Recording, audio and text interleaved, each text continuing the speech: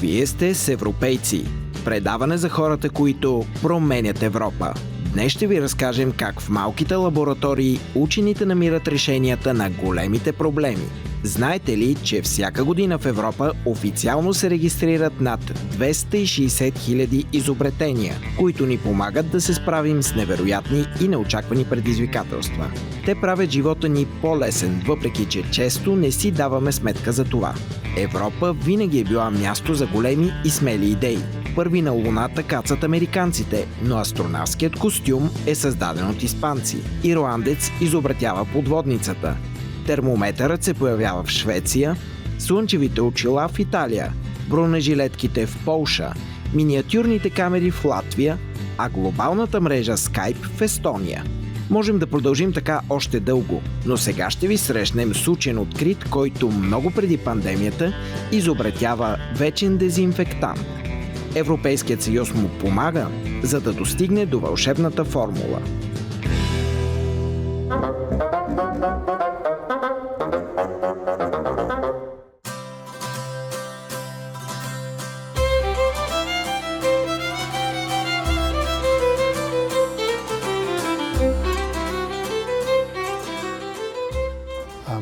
Аз съм професор по физика, вече пенсиониран. 38 години преподавах на студентите си.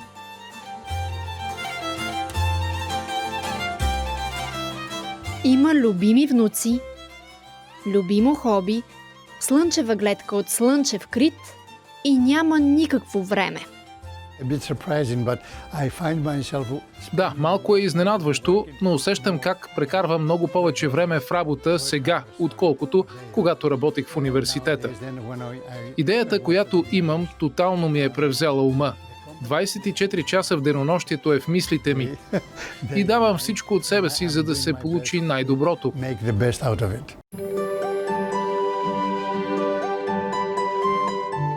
По-голямата част от екипа ми са мои бивши студенти.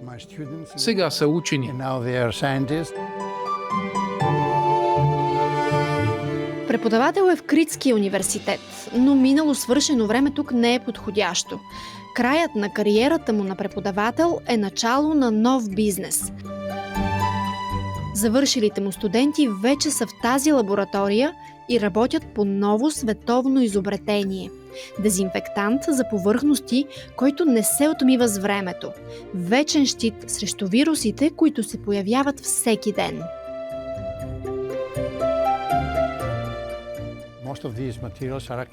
Повечето от дезинфектантите на пазара действат само ако има слънчева светлина.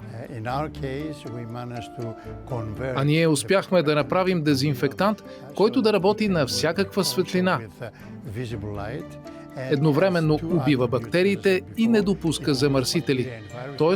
почиства и дезинфекцира. Почти пророческа идея, която се ражда много преди COVID.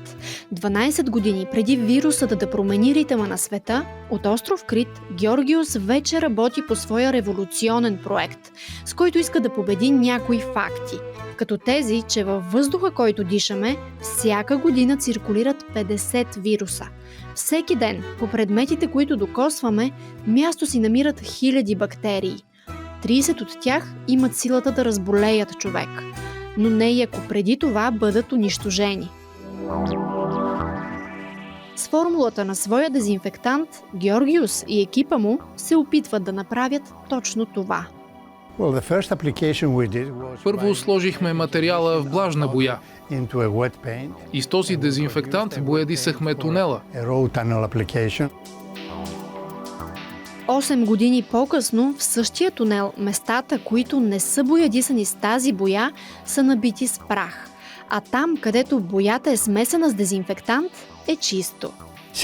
Оттам нататък започнахме да го прилагаме къде ли не, в цимент. Така, например, циментовите плочки около басейните могат да бъдат чисти, за да може хората, които ходят боси, да не се притесняват от вируси и бактерии. Водата не може да спре действието на дезинфектанта. Формулата, създадена в лабораторията на Георгиос, го прави почти вечен.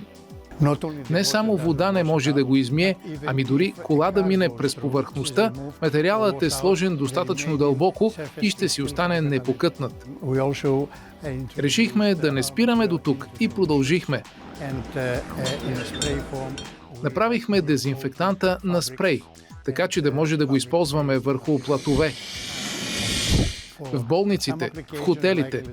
Там завесите могат да са дезинфекцирани от 5 до 10 години преди да се дезинфекцират отново. На 72 години сега Георгиос чертае хиляди планове. Хиляди места могат да бъдат по-чисти, а екипът му има едно чисто намерение. Алчен е само за едно – да помогне на света да бъде все по-безопасен и да му подари спокойствие и свобода. Направихме и маски. И даже ги тествахме в една независима лаборатория в Италия. Можеш да ги изпереш поне 5 пъти с останалото пране и дезинфектантът ще продължи да действа. Решихме да пробваме да дезинфекцираме и медицински център на военната болница в Гърция. Една година след това направихме тест и видяхме, че патогените са намалели с 99,99%. Пробвахме го и в университетската болница в Крит. Сега ще опитаме и в болницата в Естония.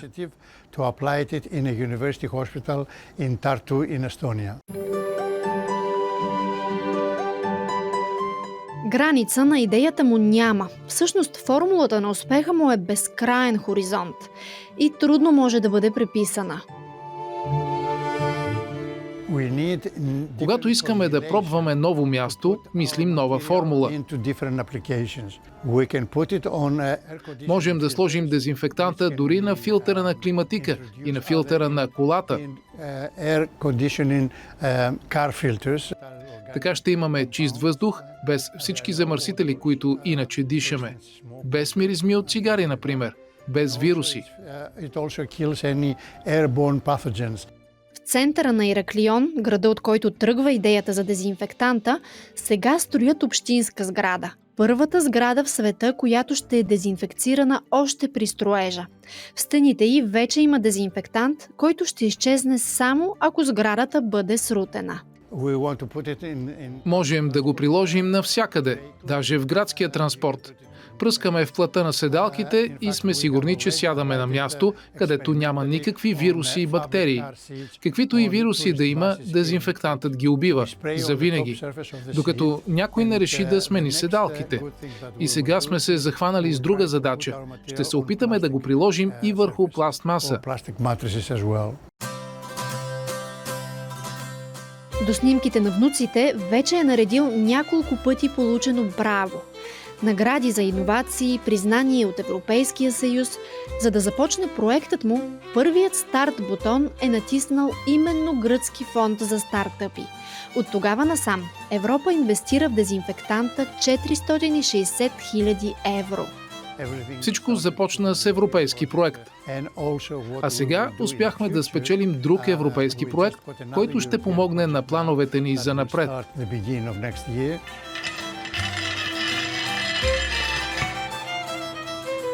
Иновацията среща новите страхове на обществото от вируси и пандемия.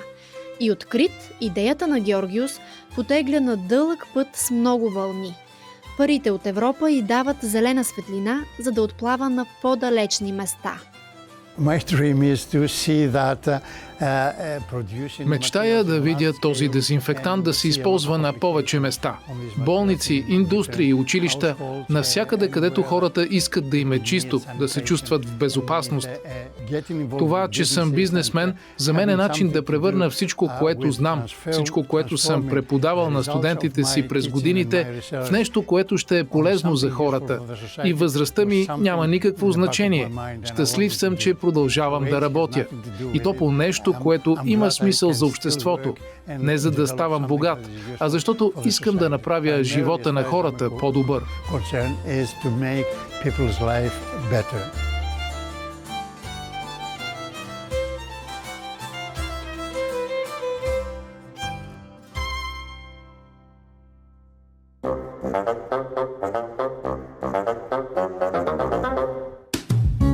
Днес видяхме тайните на една научна лаборатория, но следващия път ще влезем в ателиетата на майсторите, които вече век създават изящни китари и цигулки в Казанлък.